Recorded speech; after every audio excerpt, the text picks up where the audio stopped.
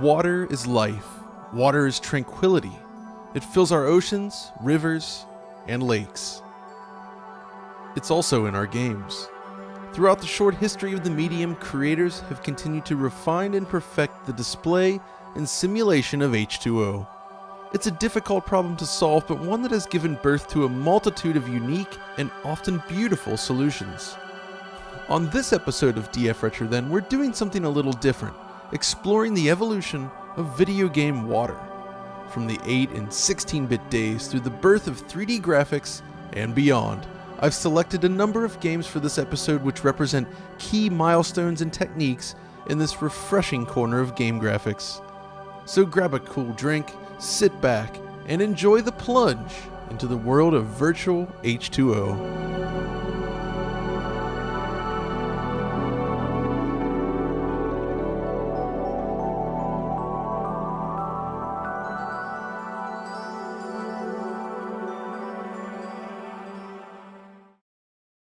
Fire up any recent game, and if it features water in any capacity, chances are good that it'll look suitably refreshing. While proper fluid simulation remains computationally expensive, the visual representation of water has continued to evolve and impress for years. It's fair to say that water looks great in most games released today. But if you dive back into the early days of gaming, water is one of those things that has always been difficult to get right. In early examples, entire stage themes were dedicated to the concept of swimming. Sometimes it worked, other times it was frustrating, but the water itself was typically simplistic in its appearance. Most games from this era rely on a combination of appropriate scenery tiles, a suitable color palette, such as blue, and modified controls used to simulate buoyancy. Now, something to keep in mind as we progress through the annals of virtual water is that there are basically three elements which make up the display of water in games. There's the visual element of the water surface, including the animation and reflection of light. There's the wave patterns, which can sometimes be interactive. And there's the rendering of underwater segments and the associated water caustics. Some games focus on just one element, while others attempt to simulate all aspects of the water at least as much as possible. Most retro games then typically focus on just one element. Case in point, this scanline trick in Vice Project Doom, a very late release for the NES. If you check out the background there, reflections, ripples, and indeed the entire parallax background effect are displayed using mid-frame register rights. Things were progressing to the point where things like lights reflecting into a body of water were being considered when drawing the artwork. Batman Return of the Joker for Nintendo Game Boy is another great example. The programmers utilized a pair of tricks to create an impressive water ripple effect. In this case, lines are manipulated in groups of two, allowing the developers to create a warping effect as if the water were passing in front of the scenery. This is combined with flickering, where the water is blanked out every other frame. This likely reduces the cost of the scanline manipulation, but also, thanks to the slow pixel response of the original Game Boy's LCD, it helps give the impression of transparency, since the screen can't update fast enough between frames. It all sort of blends together. Curiously, one of our upcoming examples can be traced back to the Game Boy as well. The original Wave Race is an overhead jet ski racing game, and it's not great. The frame rate is sluggish, and it exhibits screen tearing on real hardware, a lot like Castlevania The Adventure. That said, clever palette manipulation helps give the impression of a translucent water surface, and the name Wave Race would go on to become synonymous with water effects in games. 16-bit consoles then opened greater possibilities when it came to displaying H2O. Underwater, games such as Sonic the Hedgehog and many others for the Sega Genesis make use of their own mid-frame register rights or raster effects to change the color palette at a defined point. This enables bodies of water to display differently than the surface without requiring bespoke tiles. It saves on memory and it looks great. It's even possible to manipulate scanlines to create this underwater ripple effect as we see in Sonic CD. On the Super NES, the addition of color math, which is commonly referred to as transparency, allows developers to utilize bespoke foreground layers specifically for water. With the right values, you could create the illusion of a true transparent layer, and it looks great. In fact, the expanded color palette of the Super NES in general allows developers to create things like the water in Secret of Mana. Or Donkey Kong Country for that matter, which is renowned for its underwater stages. But really, it's just smart use of the hardware. The foreground makes use of a scanline effect to create the illusion of ripples, while line scrolling of the background plane allows for increased depth. But what really sells this stage is the choice of color palette. The rich, deep blues of the background just look remarkable, even today. On the water surface side of things, however, developers such as Konami really push the boundaries in terms of neat visual effects. Take Sparkster on the Super NES. A tile and sprite mirroring trick of some sort is used to give the illusion of reflections in this opening stage. With the slight variation in color palette, it genuinely does appear as if it's reflecting the scenery around you. A similar effect is also evident in its prequel, Rocket Knight Adventures on the Sega Genesis, and in the second stage of Castlevania Bloodlines. Konami really seems to have loved this trick. Thunder Force 4, of course, also features a great line scrolling effect and this underwater warping technique when you submerge. I could go on and on, of course, but I think by now you get the point. By and large, water effects during this era were entirely artist-driven. Sure, player controls were usually modified to simulate swimming, but the water itself was not a simulated body. But all of this would begin to change as 3D graphics became more common.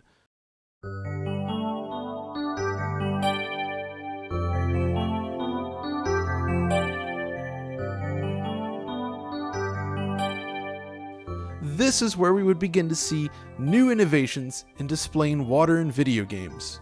During the early days of 3D, processing power was severely limited, and most water surfaces in 3D games were treated as simple planar surfaces with artist-generated textures applied to their surface. The fixed function hardware of this era was fairly limited, true, but it rewarded creativity. Take the original Panzer Dragoon, released in early 1995 in Japan. It's one of the first examples that comes to mind when thinking about water during this era. The first stage roughly simulates the appearance of a large body of water with associated reflections. The Saturn's second video display processor manipulates this plane on a per-line basis to give the illusion of waves, while textures designed to appear warped are manually placed beneath the surface to simulate reflections. By 1996, 3D graphics were taking off on the PC in a big way. Duke Nukem 3D hit the PC in early '96, introducing fully explorable water volumes into the popular first-person shooter genre. While not truly 3D, it was now possible to designate sectors within the game world as water zones, while placing an animated water texture on the surface plane.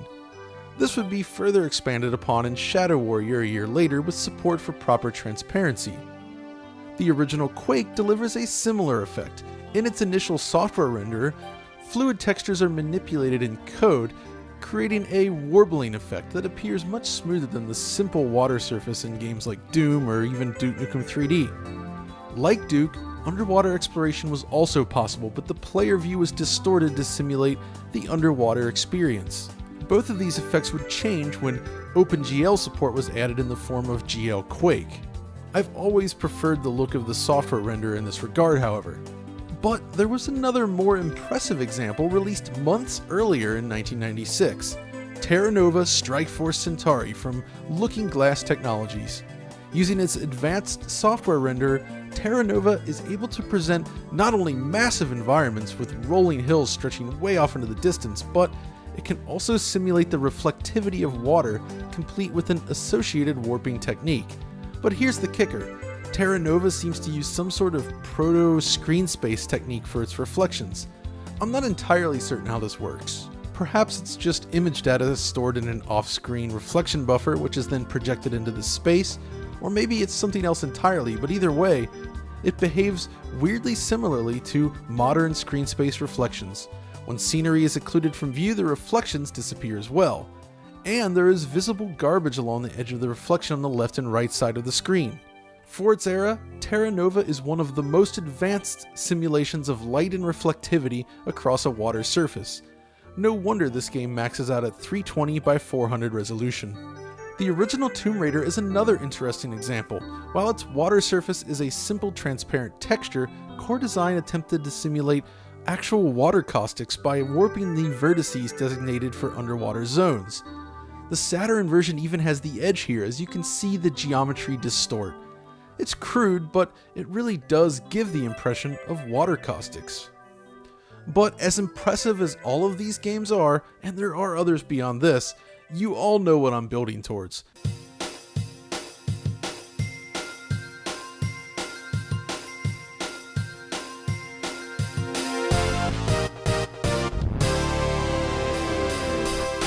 No game made waves in this space quite like Nintendo's Wave Race 64.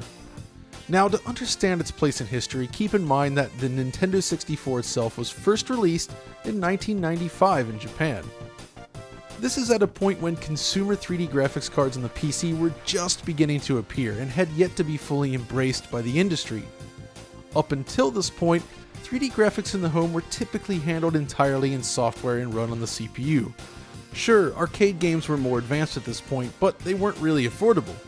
Offloading 3D graphics to dedicated hardware is key to the upcoming graphical revolution that would follow, and Nintendo 64 offered many similar features in its own hardware. Games like Super Mario 64 hinted at what could be achieved, but it was Wave Race 64, released in 1996, that demonstrated a new approach to water rendering that would remain impressive for years to come. The idea is simple. The plane on which the player races is represented using a triangular mesh. Using various equations, the developers can dynamically undulate this polygonal mesh, which gives the impression of waves. The jet skis then are designed to collide with this surface, simulating buoyancy in the process. In motion, the effect is remarkably convincing. While it's true that Wave Race 64 runs at a not-so-blistering 20 frames per second, it was perhaps the first game of its kind to properly simulate the effect of waves in a 3D space while influencing player movement. There's a lot of harsh restrictions in place, sure, but it looks convincing. Case in point, the water mesh itself is constrained around the player character. If we bring in emulated footage in high resolution, this becomes clear as day. The water is only rendered out a few meters or so from the player at any point. If you look beyond this point in space, water is then represented using flat textures. When played in its native resolution on real N64 hardware, however, the 2 points blend naturally, giving the impression of a large body of water. If we bring up a wireframe representation of the game, we can learn even more. There are different types of waves presented across each course. A base sine wave-like ripple appears at regular intervals here. The point of origin, however, seems anchored to the camera frustum. Notice how the ripples follow the camera and originate from this set position in space. There's other wave patterns as well, such as this one here, which has a fixed position producing larger waves at set intervals. Basically, it seems that Nintendo has defined various rules and points across the surface from which waves are generated. Keep in mind that the jet skis themselves do not actually generate waves. Simple alpha textures are used to simulate water spray instead. Ultimately, Wave Race 64 was a huge leap forward in this regard. Tying gameplay mechanics to wave patterns works extremely well and helps create a very dynamic racing experience. But it's not the only Nintendo 64 game to attempt something like this, however. The puzzle game Wetrix, a falling block game, features an interactive water mesh that rises and falls based on your performance in the game. As you build structures and more water drips onto the playfield, you wind up with these lovely interactive ripples across the game area.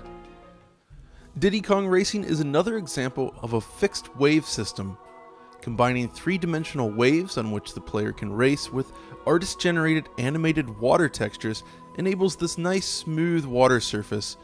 The game also demonstrates the benefits of bilinear texture filtering in 3D games. Turok Dinosaur Hunter is another great example. While the water itself isn't interactive like Wetrix, the developers combined several elements to create some of the best looking water in a first-person shooter from this era. The water plane itself exhibits fixed wave patterns, while a very high-quality animated texture is applied to its surface, and underwater sequences look great as well. A similarly well-animated but even higher quality implementation showed up in Sega's Virtua Fighter 3, which was released back in 1996. Jeffrey's stage here on the beach features gorgeous water textures with water lapping up on the beach during the fight. Speaking of Sega, the Saturn was no slouch during this time either. While the system was no match for N64 in terms of replicating certain visual effects, it did have VDP2. The water trick used in Panzer Dragoon would appear in other games as well, including its 2 sequels. Panzer Dragoon Saga, the RPG, uses this to create convincing pools of water, even right here at the start of the game, while Panzer Dragoon 2 offers similar effects in certain stages as well. Then there's Grandia for the Sega Saturn, which renders large bodies of water using VDP2. Again, it's a simple flat plane, but the warping and rippling effect seen here is completely absent from the PlayStation port of the game, and it looks really good here on Saturn, I think. Some other games worth mentioning. Sonic R also takes advantage of VDP2 to create these lovely bodies of water complete with pseudo-reflections. Really though, Sonic R is kind of a technical powerhouse for the system. And while we're talking about Sonic, I think Sonic Jam's free roaming section is also worth mentioning. This is nice looking water, right? Well, yes and no. You see, there's not really any water there at all. It's just a texture trick. There's no surface plane to the water at all. With the selected camera angle and strategic use of splash textures, however, it does give the impression of a true transparent water surface, even when there really is none. Now, the PlayStation doesn't fare quite as well overall, but there are a few examples of great water on the system. Take this pseudo-open-world action game known as Terracon. Not only does the game render a large environment, but it offers a nice 3-dimensional solution to waves on a PlayStation 1. And when you fall into the water, the splash textures appear surprisingly detailed, almost as if it's simulating bump mapping. Or how about this miracle port of Hydro Thunder? While the visuals certainly take a hit compared to the original, the results are still supremely impressive for the original PlayStation. But obviously, it's not as refined as the original version of the game, and Hydro Thunder itself is something we need to talk about.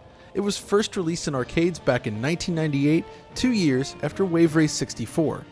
This is a very different sort of game, however. Rather than focusing on wave simulation and wave physics, Hydro Thunder instead focuses on water surface texture and reflections. The portrayal of water looks great even if it's relatively simple. It's just a large flat plane with nice artwork applied to it. The original arcade game was powered by 3DFX Voodoo arcade hardware, by the way, but it was quickly ported around to other systems including Dreamcast, PlayStation, Nintendo 64, and more. The Dreamcast version launched alongside that system and served as a great launch game, but I'm almost more fascinated with the Nintendo 64 and PlayStation versions. The PS1 version that we've already seen looks really impressive, but how about N64? Again, the development team managed to capture the look and feel of Hydro Thunder almost perfectly. It runs at a lower resolution and frame rate, but it's still decidedly Hydro Thunder. It also shows up in a collection released for PlayStation 2, Xbox, and the GameCube known as Midway Arcade Treasures 3. At first glance, it's a nice port, but the alpha textures used to simulate the splashing of your boat across the water surface are hugely toned down across all 3 versions, making it almost seem as if you're simply clipping through the water plane. Either way, Hydro Thunder was a slick water-based racing game with great visuals, even if it failed to push new boundaries in terms of actual water simulation. 1998 also saw the release of the original Unreal on the PC. This was the first time the Unreal Engine was used in a shipping product, which makes sense since it was specifically crafted for this game, and its fluid system is one of its defining features. Ultimately, it's just a continuation of the flat plane approach seen in Quake, but with much higher quality animated surfaces. It's even possible to use the detailed texture layer to add a second pass of water to increase the level of detail. Either way, for such a large-scale shooter, the water looks drop-dead gorgeous, especially for 1998, and it really elevates the experience. Anyone that played Unreal at the time will certainly remember this original waterfall. Or how about Jurassic Park Trespasser for the PC? This long-delayed game is extremely fascinating and something I'd like to examine in a future episode, but today I want to mention its water. The developers managed to craft a simple but effective method for displaying ripples as you move through various water volumes. Now, this doesn't apply to the ocean areas surrounding the whole island, that's a simple texture, but small pools of water like this appear fully interactive. Of course, as a game focused on the simulation of physics, it's no surprise to see this attention to detail in place. Then in 1999, Belgian developer Appeal released Outcast on the PC. It just happens to be one of my favorite PC games of the 90s, but it shipped with insane system requirements due to its software-driven voxel engine. And one of the defining features for the time is its water. Due to the software nature of the engine, the developers were able to pull off some interesting visual tricks, which simulate wave patterns and reflections of light and surroundings within the water surface. It's a simple but effective visual trick. But as the 90s drew to a close, big things were coming and water simulation would grow by leaps and bounds with each passing year.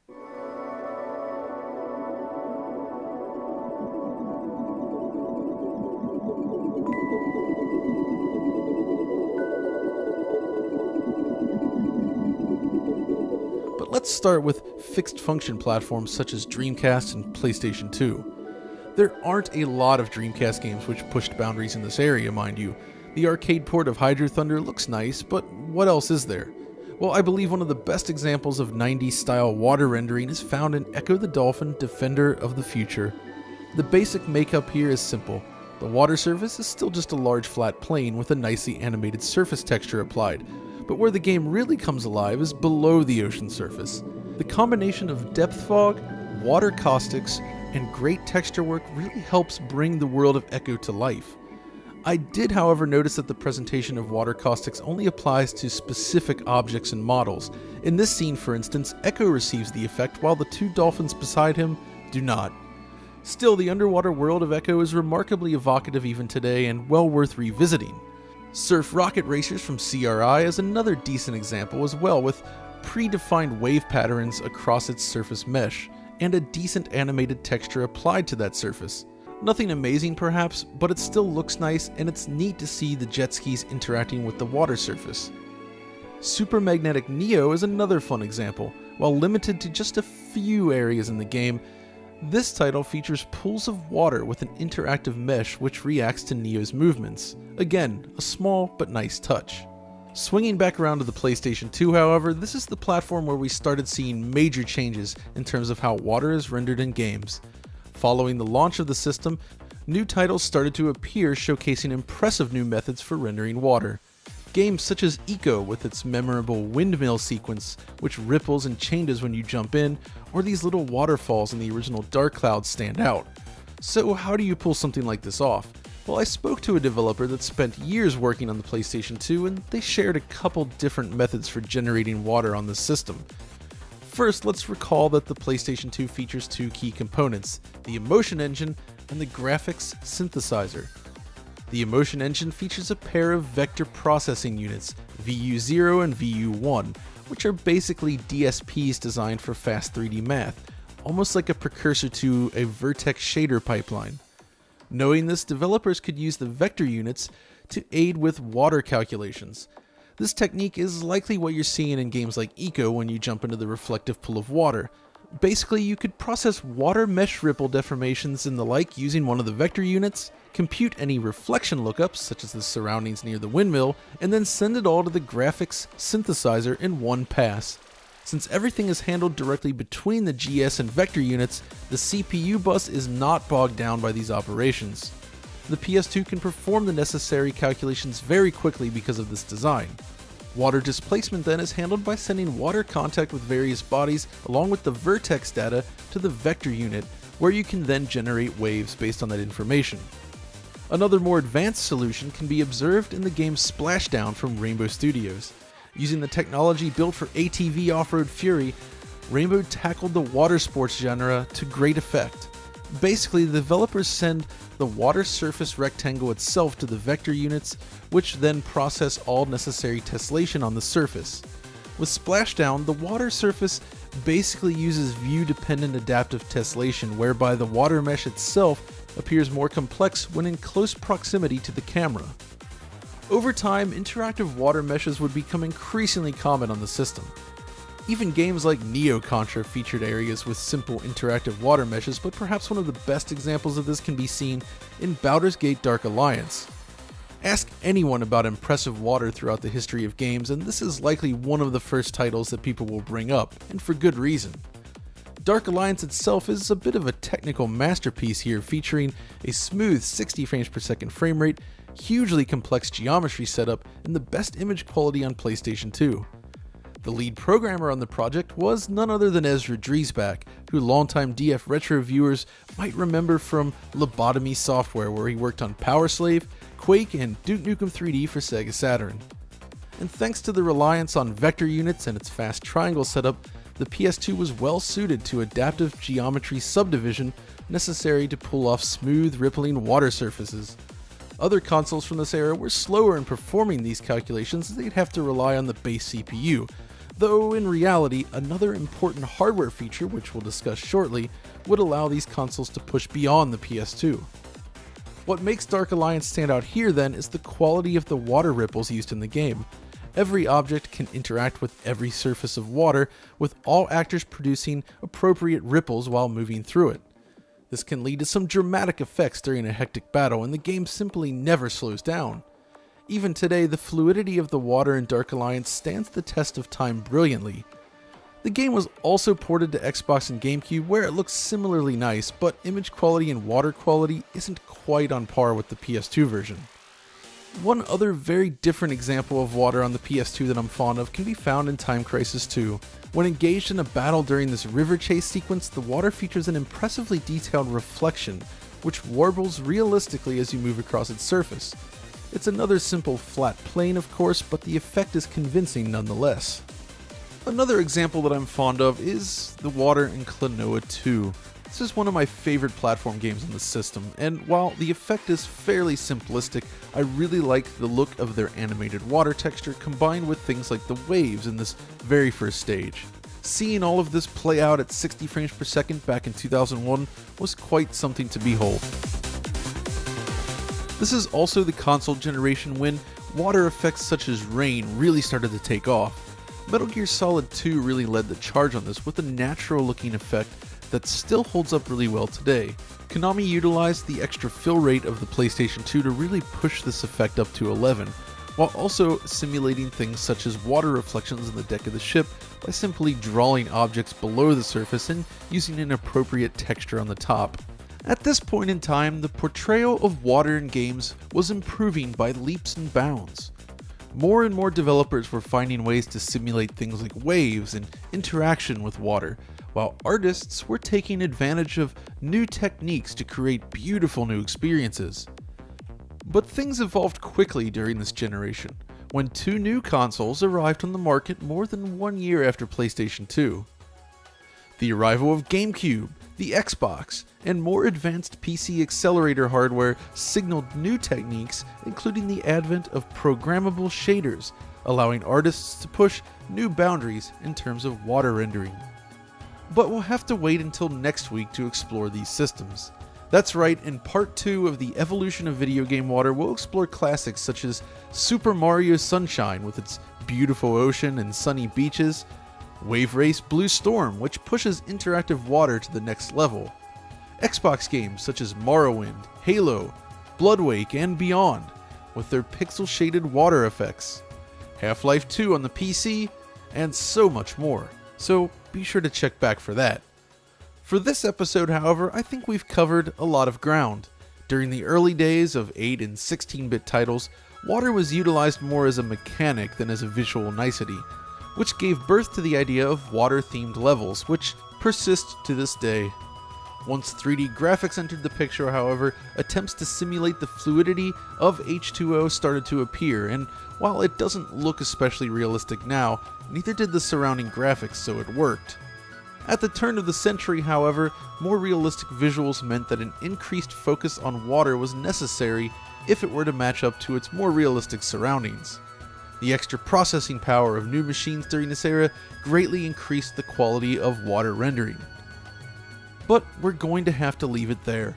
That's the end of part 1. But with so many games to choose from, I couldn't possibly include everything in this episode, so be sure to share your favorite examples in the comments below or over on Twitter. If you enjoyed this video, however, be sure to like, subscribe, and click the bell icon to help keep us going. And until next episode, stay retro.